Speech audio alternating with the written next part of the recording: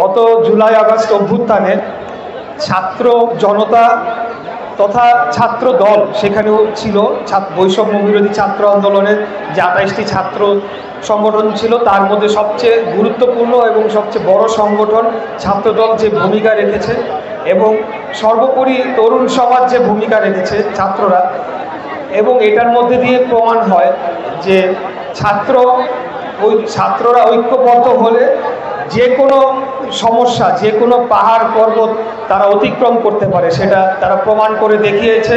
নিজেদের জীবন বিলীন করে, নিজেদের বুকে গুলি নিয়ে, তারা রক্ত ঝরিয়ে, জীবন শহীদ হয়ে তারা এই বাংলাদেশের যে গণতন্ত্র সেটিকে পুনরুদ্ধারের যে আন্দোলন আমরা করছি, বাংলাদেশের স্বাধীনতা সার্বভৌমত্বকে যে খুনি হাসিনার আমলে ভুলণ্ঠিত করে ফেলা হয়েছিল, বাংলাদেশকে যে তার রাষ্ট্র ব্যবস্থাকে সম্পূর্ণ ধ্বংস করে একটা লুটপাটের মহারাজ্যে পরিণত করা হয়েছিল এবং একটি পরিবার, শেখ পরিবারের দাসে পরিণত করা হয়েছিল, সেখান থেকে উত্তরণ ঘটানোর জন্য ছাত্র জনতা যে বুকের তাজা রক্ত ঢেলে দিয়েছে, সেটা প্রমাণ করে যে তারুণ্যের শক্তি যে কোনো মুসিবত, যে কোনো সমস্যা, যে কোনো বিপদ আপদ এবং যে কোনো স্বৈরাচারকে পতন ঘটানোর জন্য তারা ভূমিকা রাখতে পারে, এবং তাদের উদ্যোগই যথেষ্ট।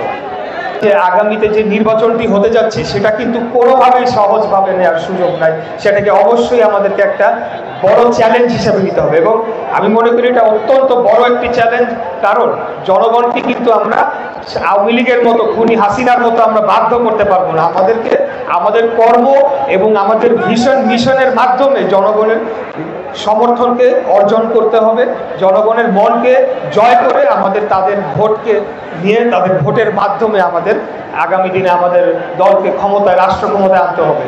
ছাত্র জনতার অভ্যুত্থানের 5ই আগস্টে হাসিনা পালিয়ে যাওয়ার আরও 1.5 বছর পূর্বেই কিন্তু উনি 31 দফা ঘোষণা করেছেন। যখন সংস্কার নিয়ে কেউ ভাবে নাই, তখনই বিএনপি 31 দফা সংস্কার প্রস্তাব ঘোষণা করেছে। যদি সংস্কারের কোনো দল থাকে সেটা হলো বিএনপি। বাংলাদেশে বহুদলীয় গণতন্ত্র, মাল্টিপার্টি ডেমোক্রেসি ফিরিয়ে এনেছিল শহীদ রাষ্ট্রপতি জিয়াউর রহমান। আমার মনে হয় না এর চেয়ে বড় কোনো সংস্কার বাংলাদেশের ইতিহাসে 71-এর পরে হয়েছে। এটা সবচেয়ে বড় সংস্কার ছিল। যে আপনারা দেখেছেন যে বৈষম্য বিরোধী ছাত্র আন্দোলনের যে নেতারা ছিলেন, মুখপাত্র ছিলেন, তারা একটি নতুন দল গঠন করেছেন, জাতীয় নাগরিক পার্টি। আমরা তাদেরকে অভিনন্দন জানাই, আমরা তাদেরকে স্বাগত জানাই। আমাদের নেতাও উনি নিজে এই পার্টিকে স্বাগত জানিয়েছেন। আমরা বহুদলীয় গণতন্ত্রে বিশ্বাস করি। এবারে বলেছি যে আমরা গণতন্ত্র প্রতিষ্ঠার জন্য, জনগণের অধিকার প্রতিষ্ঠার জন্য আমরা লড়াই সংগ্রাম করে আসছি, এবং সেটাই আমাদের মূল উদ্দেশ্য। এরপরে জনগণ যাকে ভোট দিবে তারাই আগামীতে নির্বাচিত হয়ে রাষ্ট্র পরিচালনা করবে, সেই বিষয়ে আমাদের কোনো দ্বিমত নাই। আমরা কিন্তু জানি যে একটা পক্ষ বিভিন্নভাবে তারা কিন্তু সরকারের ভিতরেও রয়েছে, এবং তারা এখনই তারা ষড়যন্ত্র করছে। তারা একটা নির্বাচনকে পিছিয়ে একটা তৃতীয় পক্ষকে কোনোভাবে সুবিধা দেওয়া যায় কিনা সেই ষড়যন্ত্রে কিন্তু লিপ্ত হয়েছে। আমরা নাম সহ প্রত্যেকের আমরা নাম জানি, পদবি সব কিছুই জানি। আমরা এগুলা বলতে চাচ্ছি না। আমাদের বারে বারে নির্বাচন চাওয়ার একটাই মাত্র কারণ, যাতে করে অন্য কোনো ধরনের শক্তি এখানে এসে চেপে না বসে এবং দীর্ঘমেয়াদে বাংলাদেশকে অগণতান্ত্রিক পন্থায় যে পাথওয়েতে আমাদেরকে উঠিয়ে দেয়। তরুণ প্রজন্মের থেকে প্রত্যাশা অনেক বেশি। তা আমরা নিজেদেরকে সেইভাবে গড়ে তুলব, এবং মেধাভিত্তিক রাজনীতির মাধ্যমে আগামী দিনে আমরা সকল ষড়যন্ত্রকে রুখে দিয়ে আমরা বাংলাদেশকে গণতান্ত্রিক রাষ্ট্রে পরিণত করব।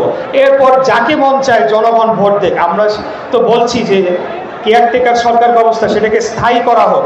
বাংলাদেশের নির্বাচন যাতে আর কোনোদিনও জনগণের ভোটাধিকার যাতে কেউ লুট করতে না পারে, সেটার জন্য যা যা সংস্কার করণীয় অতি দ্রুত অবিলম্বে করা হোক।